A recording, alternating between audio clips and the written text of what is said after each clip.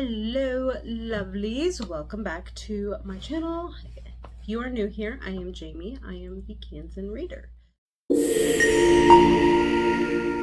This video is a kind of a recent wrap-ups because I didn't do a wrap-up last month, and since as of today it's the 30th, I'm probably not going to finish another book, but I might. So far I have one DNF and 3, 4, 5, 6 books that I did finish. The DNF was part of, if you guys have seen this video before, I'll put it here, but I chose books to read off my Kindle based on a YouTuber's favorite color, and I can't remember exactly.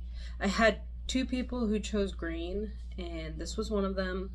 So this one is called Veiled in Stars and Silver by Anne J. Curtis. Or maybe it's J. Ann Curtis, is it? It's J. Ann Curtis, my bad.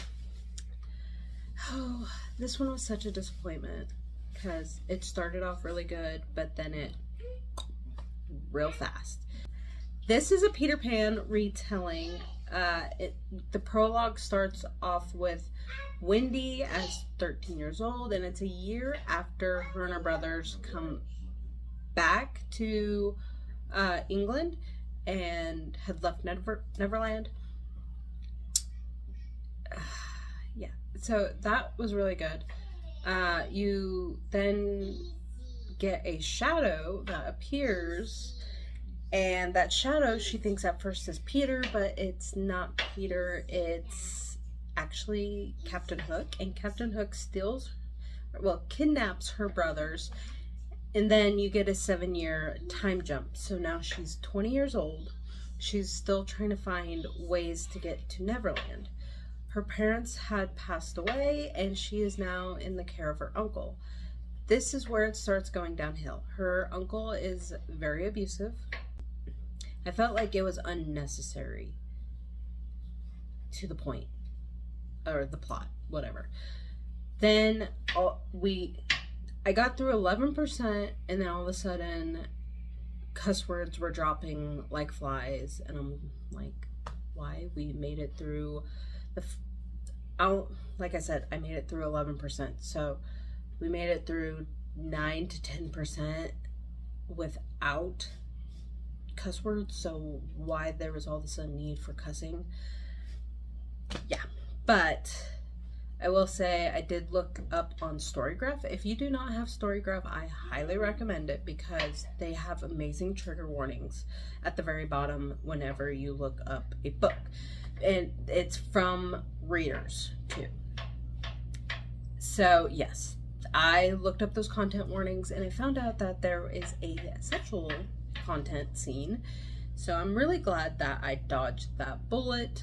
The next book on that list of favorite colors I know that pink is for book lover Amanda, and I actually finished this one and gave it 4 stars, and that is When Forever Comes by Tawni Suchy. This was very cute. I really loved it. The reason it did not get a full 5 stars is because I do wish it was longer. I wanted more time with the characters, more time to develop the relationship and the romance.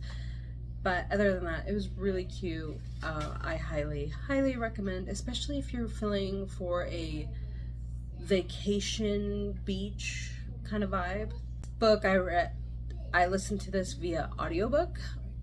This is off of my 25 of 2025 books.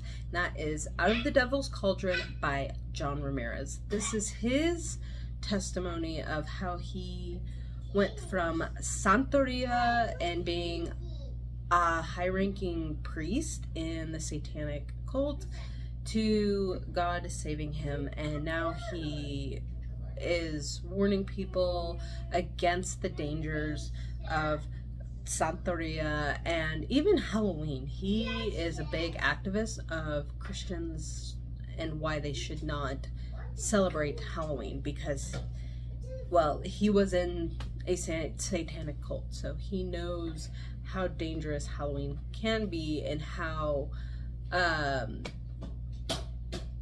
witches and all of them use Halloween for evil. The next book I read was 9 by Rochelle Decker. I rated this one a 4-star. It is a thriller suspense. It is marked as Christian, but there wasn't really any faith aspects throughout the whole thing, but it is a clean read. If Rochelle Decker has a famous author for a father, and that is Ted Decker. So if you like government secret experiments, you will probably like this one because it's based around one. You do follow Zoe, who works at a diner, and this teenage girl with no memory of who she is comes in, and she feels bad for her, so she ends up helping her try to find this person in Corpus Christi. I did like it. Like I said, it didn't feel like a Christian book, but it is a clean thriller suspense.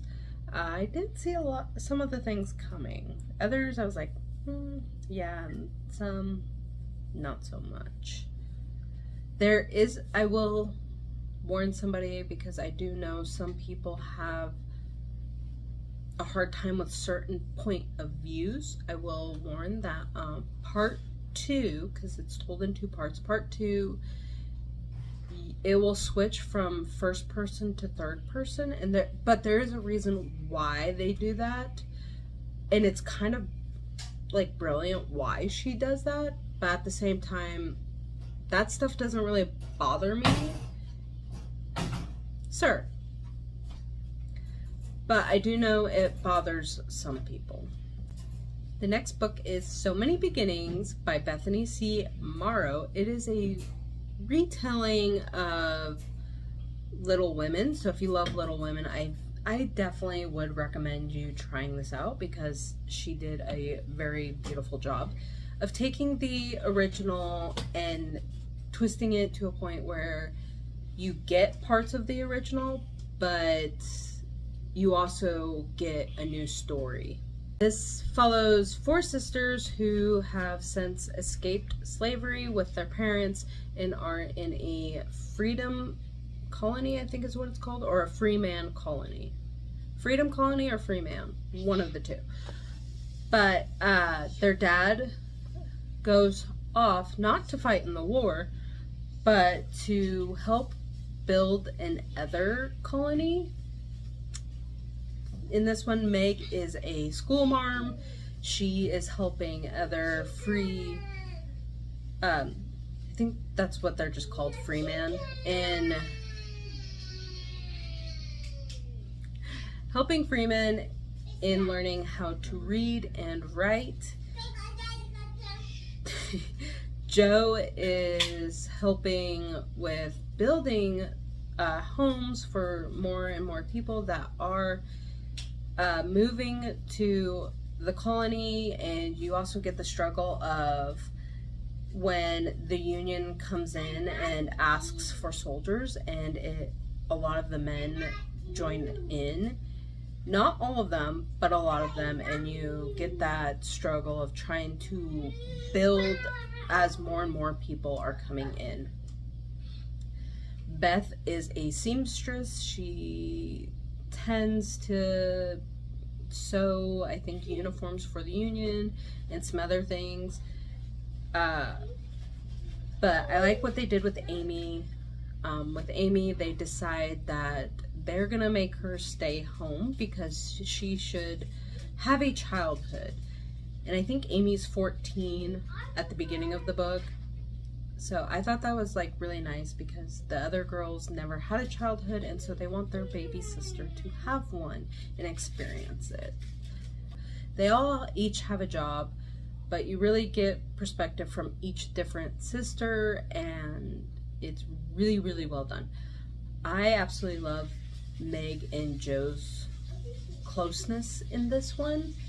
like, you have a closeness between Meg and Joe, and then you have a closeness between Beth and Amy.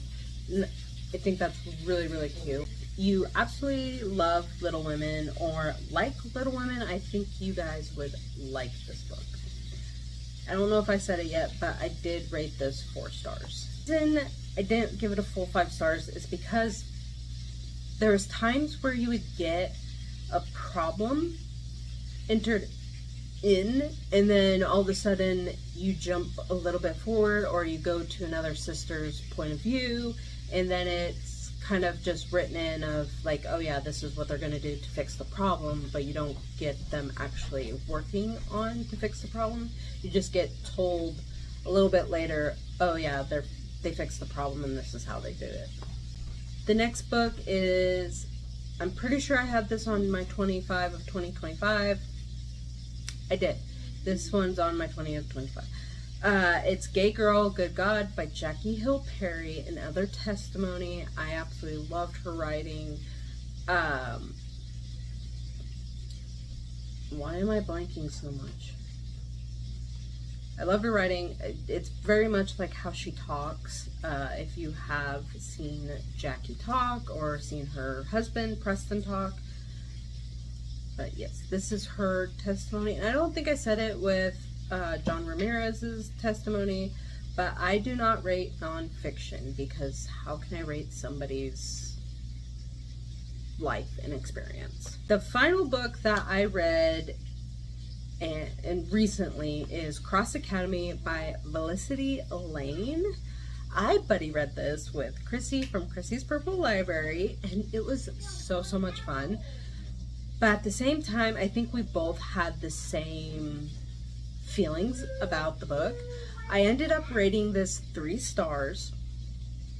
If you love Grimmy Dark, you'll probably like this. If you love like Buffy the Vampire Slayer, you might like this as well.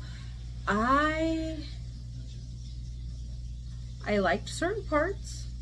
Writing and world building is beautiful. I absolutely love that. I loved the character Talon. She was my favorite. That would be the good, I would say. Lizzie makes great relationship building. I will also acknowledge that because Talon and Lieutenant Diaz had a great relationship building in their storyline. Then stuff like in the middle, I call her Firefox, but her name is Foxfire. I just call her Firefox. That's how my brain remembers. But she comes off as a bit too whiny, and I know she's 16, but at the same time, there's just parts I was like, can you like shut up, just for a minute? But yes, the pacing wasn't the best. At times you would get really fast pacing and then it would just drag for a minute. I was like, oh, okay, we'll get through this. Then what I would say is bad in my case, I feel like this book focuses too much on the dark, on the demons, and then at the very end there's witches. So if witches don't bother you, then you would probably be okay moving on into the next book of this series, because I feel like they're really going to do that. But they also have these...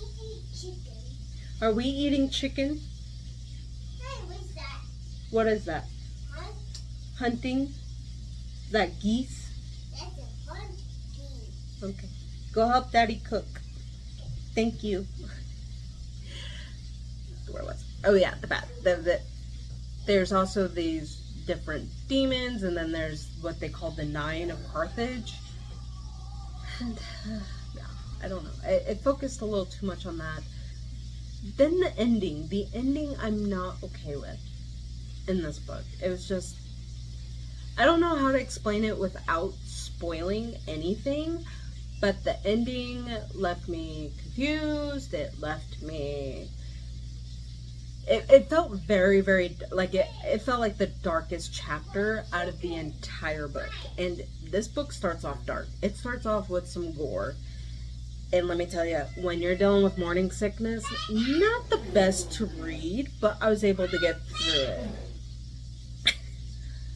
I'm so sorry for my son in the background, but you guys have been here before. You know he's going to be in the background.